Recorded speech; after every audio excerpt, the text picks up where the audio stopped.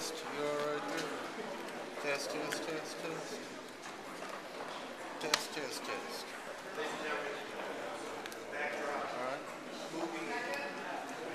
Problem? Okay. Okay. You know, Mine's not on. mine's not on.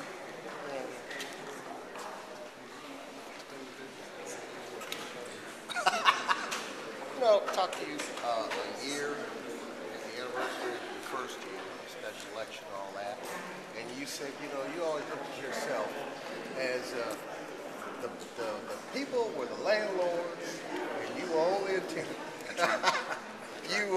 How do you think the tenant's done so far in his last year? I think the tenant has taken good care of the property. I think he's actually made some improvements on it. That's the kind of tenant you want. You can move anybody into your property and just let them keep it. But it's good when you get a tenant who has improved your property and not merely sat there as filling out an expired term. You know, so many people forget that I've not been in office 4 years. I've been in office 18 months. So I've taken good care of the property. I've improved it. And I would hope the owners, the landlords, the voters will re-up my lease. Mayor, what is this election about? What is this race about at its heart? The forward motion of our city. A city that's moving with that dream in mind of being a city of choice for everybody. And choosing someone who in 18 months has started a process of cleaning and rebuilding this city from Marino Code, light lawsuits, greening our city. I mean, the stuff that you can actually see in 18 months. But I think one of the really key things is going to be, have you done anything to put people to work? Most people I run into are not asking for a grant. They're saying, can you get some jobs in here? When you get 500 jobs at City Brewing and 25,000 people apply, I think that's what it's going to be about. Who can do that? Who has done it? And who is showing the ability to continue doing it? Who has shown the ability to say, well, we don't have much money here in the city. I'll just sit back and do nothing. I'll wait for things to improve, and then I'll do something.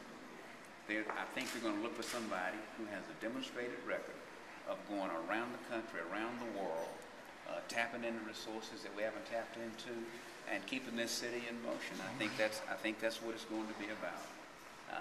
The record, an 18-month record, I think far surpasses you'll find anyway. 18 months now. Keep in mind, 18 months, thousands of jobs, acres cleaned up that had been neglected, and jobs in the city of Memphis. That's one thing I want to point on. We are bucking the national trend. People tell me, you read these talking heads and they say jobs aren't coming to cities. Hey, they need to come to Memphis. We're leading the way on that, and I think that's what the issues ought to be about. You know, I was in Lebanon the other day. I stopped by your daddy's old store.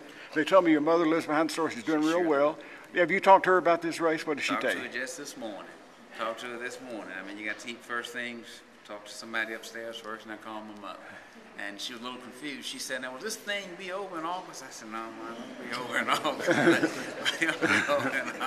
She signed off on it. If she had said don't do it, I wouldn't have done it. She signed off first. This lady here signed off on it. But no, mother's quite proud, and she gave me the go-ahead this morning. Mayor, speaking of moving the city forward, what is your vision to actually move the city forward? You know, it all boils down to this, and some people kind of get away from this and get to talking about lofty things, but most people want to take care of themselves, and it's my job to get the jobs in here, to make the streets safe so they can get to the jobs, and when they earn a little bit of money, make sure that the air is clean, make sure that there's a playground, make sure there's a bike so they can relax and enjoy right in their neighborhood. Maybe that's not lofty enough. Maybe I'm just a little country boy and I don't have all these big catchy phrases. But the people I run into say, I want a job, I want a safe community, I want the community cleaned up, I want to be able to relax, have a sense of peace. I think that that's what people want. Do you think that, is there any uncertainty here that maybe the city budget process might come undone, might be reopened in the middle of all of this? Oh, there always will be discussions and folks looking back and questioning. That's a part of city life. That's life in the big city. There will always be those who will look back and say, well, can we do this? And that's fine. I'm always open, and I think you all know this, to re-examination of anything that we've done. I'm not going to get into predicting what the council will or will not do, though. But as of this moment, I have not heard a sufficient number of council members to come to me to say they want to undo it, fine-tune it. Yes, we're open to that, just as on the holiday pay, we had to adjust that because of some difficulties. So there'll be room for that, and we'll cooperate with the council when it comes to that. But the bottom line is we will have a budget. This will not be the way they're doing in the federal government up there. We'll have a budget, and it will be done timely. Okay. In 2009, there were 25 candidates in the race. That was a record for a mayor's race here. Do you think we'll hit another record this time around? I really don't know, and that's something beyond my control. This is the good old U.S. of A., and hey, I'm going to run on my record, run on my vision, and let the voters speak. Whether it's, I'm not going to get into counting the candidates. Mayor, you run with such incredible personal popularity. You think sometimes that people, kind of like President Obama, they see different things in you and they like you for that, like you for that. How much of a burden is that sometimes? I mean, to be all things to all people. Well, I've learned you cannot be all things to all people. Maybe I do try, and if I had to grade myself, that would be a weakness.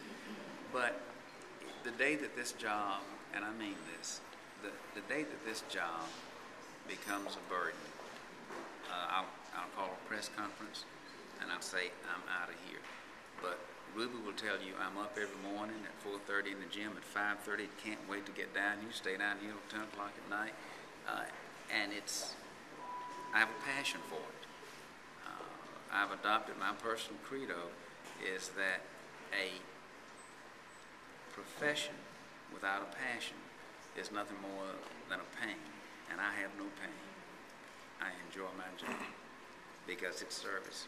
So you can't whine. You can't whine if you're going to be a city mayor anywhere in the United States of America. They didn't elect a whiner, and I ain't going to whine because I'm doing what I like to do. You expecting a tough reelection campaign? Would you like to say anything to your challengers? I always expect a tough reelection campaign.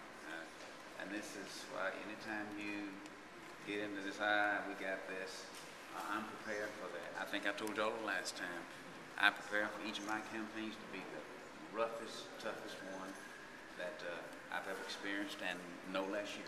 We're ready to go. As you can see by the folks here. Oh, by the way, July 23rd, 3 o'clock to 5:30 p.m., 1460 Union Avenue. We'll be blasting off. President Hartley, thank you. Glad you made it down. Your website's up? The website's up. We are ready to go. Hope to see all of you there on this coming Saturday. All righty? Thank you all so much. Sure appreciate it.